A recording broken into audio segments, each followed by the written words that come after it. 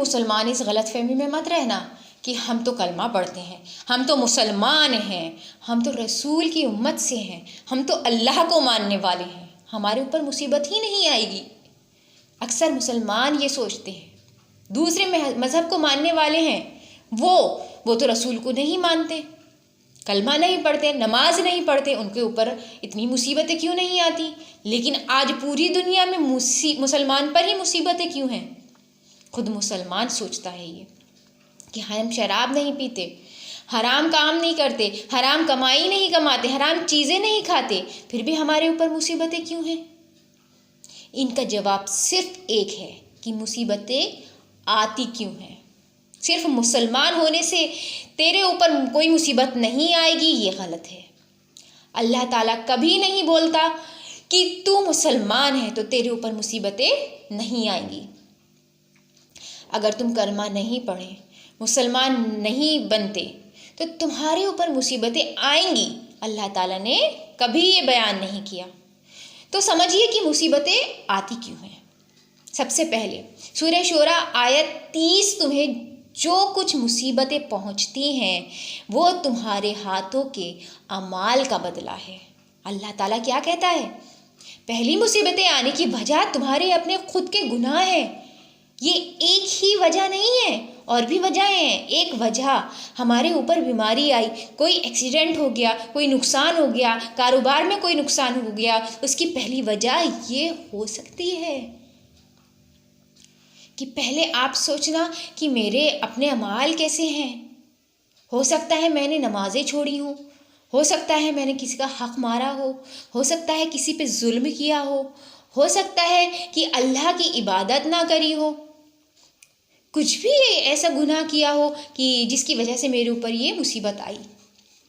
سب سے پہلے ہم لوگوں کو یہ سوچنا چاہیے۔ اب دوسری چیز کیا ہے کہ اللہ کیا کہتا ہے؟ سورہ روم آیت 41، خشکی اور تری میں لوگوں کی بدعمالیوں کے بعد فساد پھیل گیا ہے۔ اس آیت میں بھی اللہ تعالیٰ کیا کہہ رہا ہے کہ بدعمال گناہوں کی وجہ سے اللہ تعالیٰ ہمیں عذاب میں اور مصیبتوں میں مبتلا کرتا ہے۔ ان دونوں آیتوں کا ایک ہی مطلب نکلتا ہے کہ ہمارے اوپر جو پریشانیاں ہیں اس کی وجہ ہے ہمارے گناہ، صرف اور صرف ہمارے گناہ۔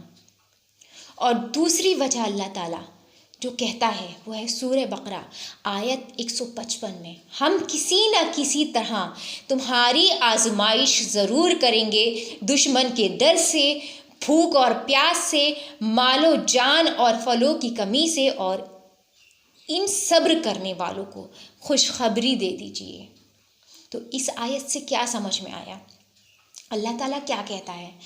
اللہ تعالیٰ کہتا ہے کہ تمہاری آزمائش ہوگی، جیسے کہ مصیبتوں کی وجہ سے، پریشانیوں کی وجہ سے، اور تمام مصیبتیں کیوں آتی ہیں؟ کیونکہ اللہ تعالیٰ تمہیں آزما رہا ہے، تمہارا امتحان لینا چاہتا ہے۔ تو ان آیتوں سے یہ بات ہم کو سمجھ میں آئی کہ ہمارے اوپر جو مصیبتیں ہیں تو سب سے پہلے یہ سوچنا ہے کہ یا تو اپنے گناہوں کی وجہ سے یہ مصیبتیں آ رہی ہیں، جس سے گناہوں کی وجہ سے ہم پر یہ مصیبت، یہ عذاب اللہ ڈال رہا ہے۔ یہ صرف دو ہی اہم وجہ ہیں۔ ہم کیا بولتے ہیں؟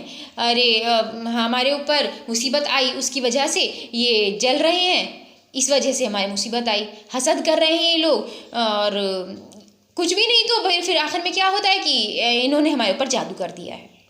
یہی زیادہ تر لوگ سوچتے ہیں، پھر ادھر ادھر بھاگتے ہیں کہ کیا کریں، کیسے اس کا اتار کریں، اسی لیے پریشانی آ رہی ہے۔ ہر مصیبت پہ پہلے یہ سوچا کہ میری غلطی کیا ہے، کیا تھی میری غلطی، میں نے کیا گناہ کیا جس وجہ سے اللہ نے یہ مصیبت مجھ پر نازل کری۔ کیونکہ اللہ نے قرآن میں بتا دیا کہ تمہارے گناہوں کی وجہ سے تمہارے اوپر مصیبت آئی ہے۔ اگر میں نے گناہ نہیں کیا، میں نیک ہوں، کوئی غلط کام نہیں کرتی، فار ایگزامپل آپ ہوں، میں ہوں، کوئی بھی ہوں، اگر بہت نیک ہیں ہم لوگ، تو اللہ مجھے آزما رہا ہے، یہ سوچنا چاہیے۔ یہ عذاب نہیں ہے، پھر یہ اللہ میرا امتحان لے رہا ہے کہ میں اچھا کروں، میں امتحان کے بعد بھی اچھی رہتی ہوں یا نہیں رہتی ہوں یا پھر بگڑ جاتی ہوں۔ اچھی زندگی ہمیں ملی، کسی کو اللہ نے دی، بہت اچھی زندگی دی، سکون کی زندگی دی کہ اس کے پاس گاڑی گھوڑا گھر بار بچے سکون نمازی لوگ سب، بہت اچھا گھر کا ماحول سب کچھ ہے۔ لیکن پھر اللہ نے کیا کیا؟ ایک دم سے کچھ مصیبت ڈال دی۔ کیوں ڈالی؟ وہ عذاب نہیں ہے، وہ امتحان ہے کہ جب میں نے سب کچھ تجھے عطا کیا تب تو میرا فرما بردار تھا، میری عبادت گار تھا، ٹھیک، لیکن اگر میں تجھ پہ اب مصیبت ڈالتا ہوں تو کیا اب بھی تو میری عبادت کرے گا، میرے قریب آئے گا، یا پھر مجھ سے دور ہو جائے گا؟ تو ہم لوگ کیا کرتے ہیں؟ زیادہ تر ہم لوگ کیا کرتے ہیں؟ ہم لوگ جیسی مصیبت، جب تک اچھا ہے تو اچھا ہے، اور جیسی مصیبت آتی ہے تو کیا کرتے ہیں ہم لوگ؟ فوراً شکایت کرنے لگتے ہیں۔ تو یہ ہے آزمائش اللہ کی طرف سے ہمارے اوپر۔